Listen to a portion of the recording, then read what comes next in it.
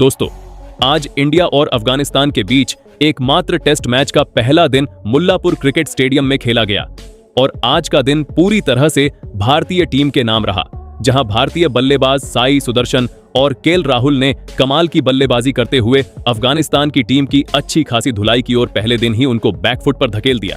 तो ऐसे में आज हम आपको इस वीडियो में बताएंगे इंडिया और अफगानिस्तान के पहले टेस्ट के पहले दिन का पूरा रोमांचक हाइलाइट्स। तो वीडियो को एंड तक जरूर देखिएगा। दोस्तों, इस मुकाबले की शुरुआत में भारतीय टीम के कप्तान ने टॉस जीतकर पहले बल्लेबाजी करने का फैसला किया और अफगानिस्तान को पहले गेंदबाजी करने के लिए आमंत्रित किया, जिसके बाद टीम इंडिया पहले बल्लेबाजी करने आई, जहां भारतीय पारी की शुरुआत करने के लिए क्रीज पर यशस्वी जायसवाल और केएल राहुल की जोड़ी उतरी। यशस्वी जायसवाल हमेशा की तरह काफी आक्रामक नजर आ रहे थे और राहुल बहुत ही शांत दिख रहे थे। राहुल को उपकप्तान बनाया गया है और उन पर इस मैच में बड़ी जिम्मेदारी है। एक तरफ राहुल अपनी तकनीक और धैर्य के लिए जाने जाते हैं, तो दूसरी तरफ यशस्वी जायसवाल अपनी ताबड़तोड़ बल्लेबाजी के लिए मशहूर है। मैदान पर उतरते ही दोनों ने बहुत संभल कर खेलना शुरू किया। अफगानिस्तान के लिए गेंदबाजी की शुरुआत अजमतुल्लाह, ओमर जई और जियाउर रहमान शरीफी ने की। ओमर जई ने गेंद को बहुत ही सटीक लाइन और लेंथ पर रखा। उन्होंने राहुल को बाहर की तरफ जाती हुई गेंदों से परेशान करने की कोशिश की। राहुल ने इन गेंदों को बड़े ही आराम से विकेटकीपर के पास जाने दिया। वो जानते थे कि सुबह के समय नई गेंद को छोड़ना ही सबसे बेहतर रणनीति होती है। यशस्वी जायसवाल ने अपनी पारी की शुरुआत में ही कुछ बेहतरीन शॉट खेले। जायसवाल का आत्मविश्वास देखने लायक था। वो गेंद की पिच तक जाकर शानदार ड्राइव लगा रहे थे। यशस्वी जायसवाल बहुत ही अच्छी लय में नजर आ रहे थे और लग रहा था कि वो एक बड़ी पारी खेलेंगे, लेकिन क्रीज पर ज्यादा देर तक टिकना उनके लिए मुश्किल हो गया। अफगानिस्तान के गेंदबाजों ने अपनी रणनीति में बदलाव किया और गेंद को लगातार स्टंप्स की लाइन में रखना शुरू किया। तेज गेंदबाजी के इसी दबाव के बीच यशस्वी जायसवाल अपना नियंत्रण खो बैठे और उन्हें सलीम सेफी ने विकेटकीपर के हाथों कैच आउट करा दिया, जहां जायसवाल ने 32 गेंदों पर 24 रन बनाए। यशस्वी जायसवाल के आउट होने के बाद मैदान पर साई सुदर्शन बल्लेबाजी करने के लिए आए। जब साई क्रीज पर आए तो अफगानिस्तान के खिलाड़ी उन पर दबाव बनाने की कोशिश कर रहे थे। गेंदबाजों ने सुदर्शन को लगातार बाउंसर और तेज गेंदें डाली, लेकिन इस युवा खिलाड़ी ने बहुत ही शानदार तरीके से दबाव का सामना किया और अपनी मानसिकता को बहुत ही सकारात्मक रखा। सुदर्शन ने आते ही क्रीज पर अपना समय लिया और गेंद की गति को समझने की कोशिश की। साई सुदर्शन ने कुछ गेंदें खेलने के बाद अपने हाथ खोलने शुरू किए। उन्होंने बिना किसी घबराहट के अपने पसंदीदा शॉट खेले।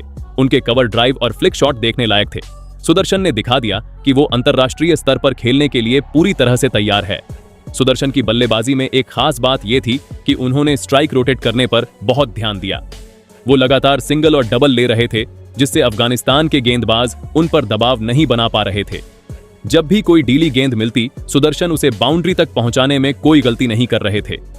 उनका स्ट्राइक रेट काफी अच्छा रहा है और उन्होंने तेजी से रन बनाए हैं। दूसरी तरफ केएल राहुल एक चट्टान की तरह क्रीज पर डटे हुए थे। वो जानते थे कि एक छोर को संभाल कर रखना कितना जरूरी है। राहुल ने अपनी पारी में बहुत ही समझदारी से बल्लेबाजी की। उन्होंने खराब गेंदों का इंतजार किया और जब भी उन्हें मौका मिला, उन्होंने गेंद को बाउंड्री के पार भेजा। सुदर्शन और राहुल के बीच एक बहुत ही शानदार साझेदारी बन चुकी है।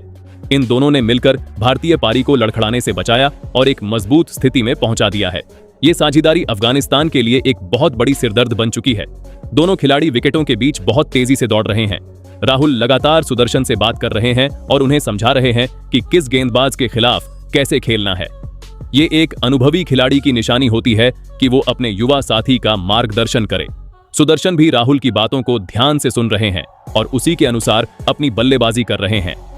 ये जुगलबंदी मैदान पर साफ नजर आ रही है। अफगानिस्तान के कप्तान ने इस साझेदारी को तोड़ने के लिए अपने कई गेंदबाजों का इस्तेमाल किया। उन्होंने स्पिनर अब्दुल मलिक को भी गेंदबाजी आक्रमण पर लगाया। मलिक ने बहुत ही सधी हुई गेंदबाजी की। उनकी गेंदबाजी में फ्लाइट भी थी और टर्न भी, लेकिन भारतीय बल्लेबाजों ने उन्हें कोई मौका नहीं दिया। राहुल और सुदर्शन दोनों ने मलिक की गेंदों को बहुत सावधानी से खेला। वो जानते थे कि लंच से पहले कोई भी जोखिम लेना समझदारी नहीं होगी। लंच ब्रेक से पहले के आखिरी आधे घंटे का खेल बहुत ही रोमांचक रहा। अफगानिस्तान के गेंदबाजों ने विकेट लेने के लिए अपनी पूरी ताकत लगा दी। उन्होंने फील्डिंग में भी कई बदलाव किए। कप्तान ने स्लिप में फील्डर बढ़ा दिए और सिली पॉइंट पर भी एक खिलाड़ी को खड़ा कर दिया, लेकिन राहुल और सुदर्शन ने उनकी हर रणनीति को नाकाम कर दिया। दोनों ने बहुत ही कड़ा अनुशासन दिखाया और कोई भी गलत शॉट खेलने से बचे। गर्मी और उमस के बावजूद दोनों बल्लेबाजों ने अपनी एकाग्रता नहीं खोई। इसी के साथ पहले सेशन का खेल समाप्त हुआ, जहां पहले सेशन की समाप्ति तक यानी लंच ब्रेक के समय तक भारत का स्कोर 96 रन पर 1 विकेट हो गया है। यह पहला सेशन पूरी तरह से भारत के नाम रहा है, जहां केएल राहुल 70 गेंदों पर 37 रन बनाकर पवेलियन लौटे, वही साई सुदर्शन भी 32 रन बना चुके थे। जिसके बाद दूसरे सेशन की शुरुआत में अफगानिस्तान के कप्तान ने अपने गेंदबाजों को कसी हुई लाइन और लेंथ पर गेंदबाजी करने का निर्देश दिया था। उनके तेज गेंदबाजों ने विकेट की लाइन में गेंद डाली और स्पिनर्स ने भी पिच से टर्न और उछाल हासिल करने का पूरा प्रयास किया, लेकिन भारतीय बल्लेबाजों ने कोई जल्दबाजी नहीं दिखाई और बेहद ही परिपक्वता के साथ खेल को आगे बढ़ाया। केएल राहुल और साई सुदर्शन दोनों ने शुरुआती कुछ ओवरों में पुरानी हो चुकी गेंद की गति और स्पिन को अच्छे से समझा और बिना कोई अनावश्यक जोखिम उठाए सिंगल्स और डबल्स लेकर स्कोरबोर्ड को लगातार चलाते रहे। इस दौरान राहुल बहुत ही शांत और एकाग्र नजर आ रहे थे। वो हर एक गेंद को उसकी मेरिट के हिसाब से खेल रहे थे। अगर गेंद अच्छी होती तो वो उसे पूरे सम्मान के साथ फ्रंट फुट या बैक फुट पर जाकर डिफेंड करते, और अगर कोई भी गेंदबाज दिशा भटकता या थोड़ी सी भी शॉर्ट गेंद फेंकता तो राहुल उसे बाउंड्री के पार भेजने में कोई कोताही नहीं बरतते। उनके बल्ले से निकले कई स्ट्रेट ड्राइव और कवर ड्राइव दर्शनीय थे। वहीं दूसरी तरफ युवा साई सुदर्शन भी केएल राहुल का बहुत ही उम्दा तरीके से साथ निभा रहे थे। सुदर्शन अपनी बेहतरीन टाइमिंग और कलात्मक बल्लेबाजी के लिए जाने जाते हैं और उन्होंने इस सेशन में अपनी इस कला का भरपूर प्रदर्शन किया। अफगानिस्तान के स्पिन गेंदबाजों के खिलाफ सुदर्शन का फुटवर्क देखने लायक था। वो स्पिनर्स की लय बिगाड़ने के लिए बार बार क्रीज से बाहर निकलकर गेंद को गैप में धकेल रहे थे और मौका मिलने पर शानदार कवर्स ड्राइव और स्वीप शॉट भी लगा रहे थे। इन दोनों बल्लेबाजों के बीच विकेटों के बीच की दौड़ और तालमेल बहुत ही शानदार था। इनकी दौड़ इतनी तेज थी कि अफगानिस्तान के फील्डर्स पर हमेशा एक दबाव बना रहा और वो 30 गज के घेरे में रन रोकने में संघर्ष करते दिखे।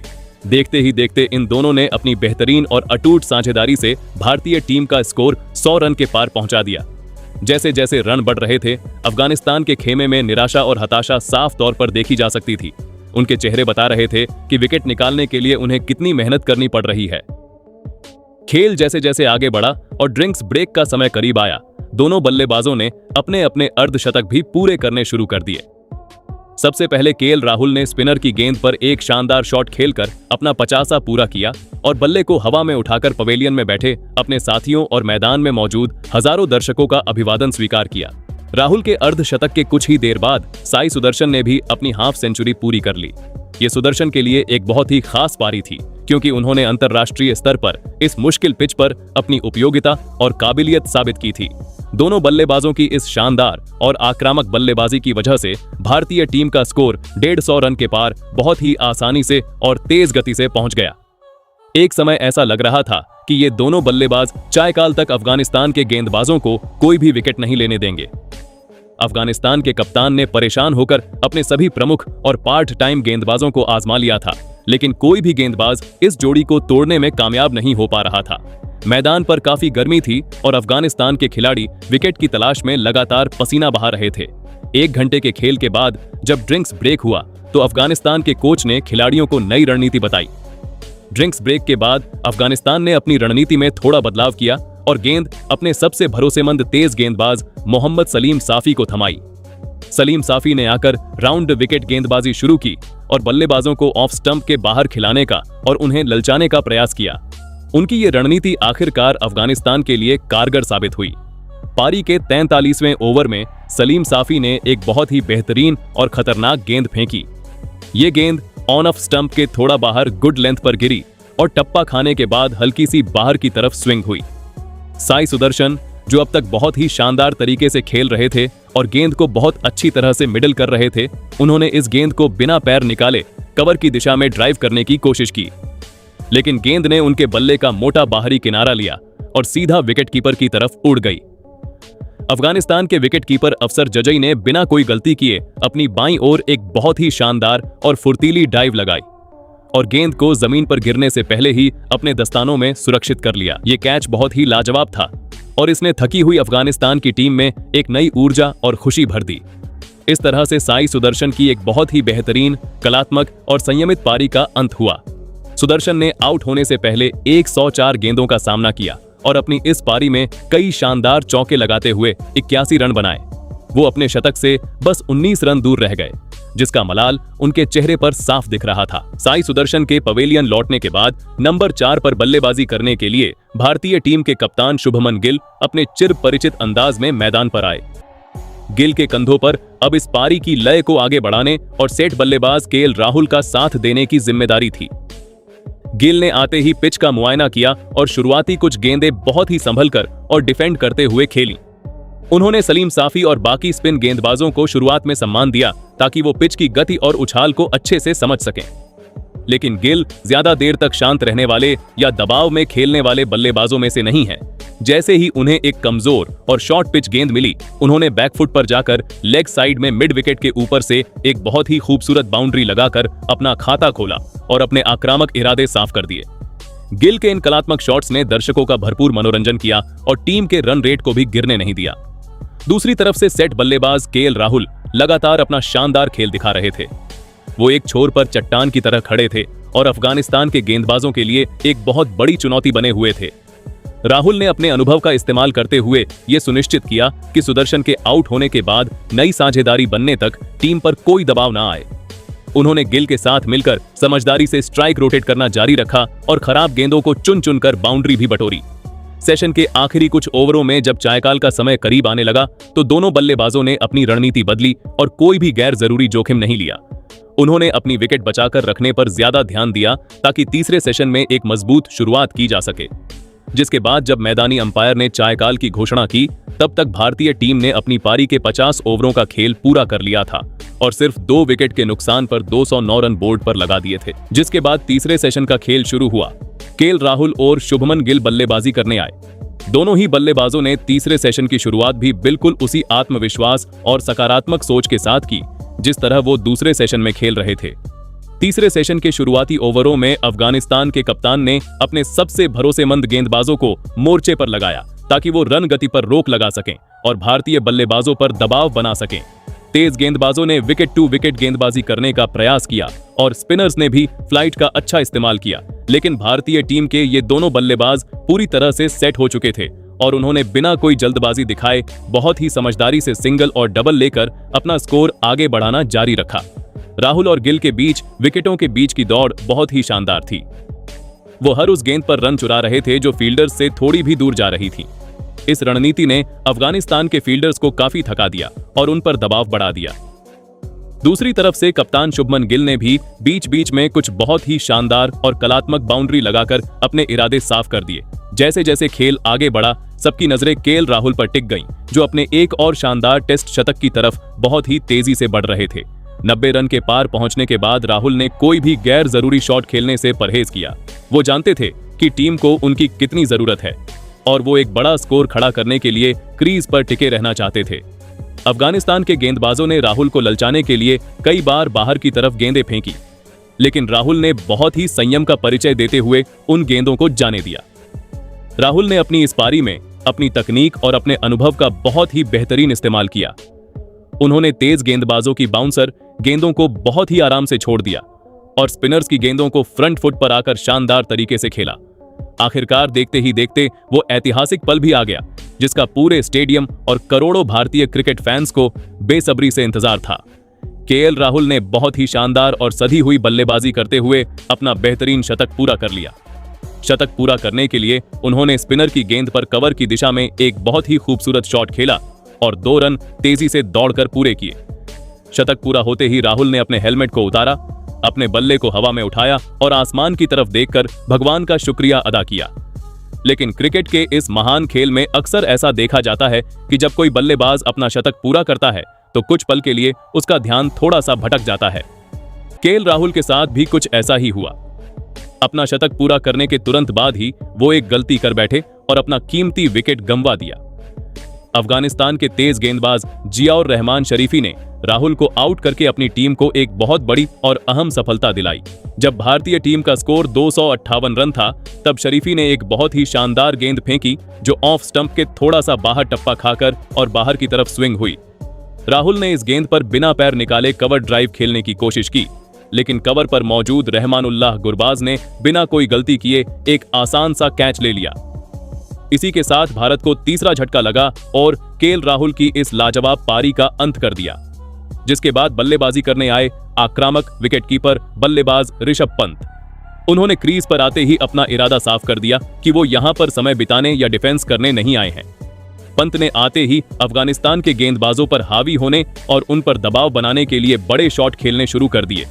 उनका ये रवैया देखकर अफगानिस्तान का खेमा पूरी तरह से हैरान रह गया। पंत ने तेज गेंदबाजों और स्पिनर्स दोनों के खिलाफ बहुत ही आक्रामक रुख अपनाया।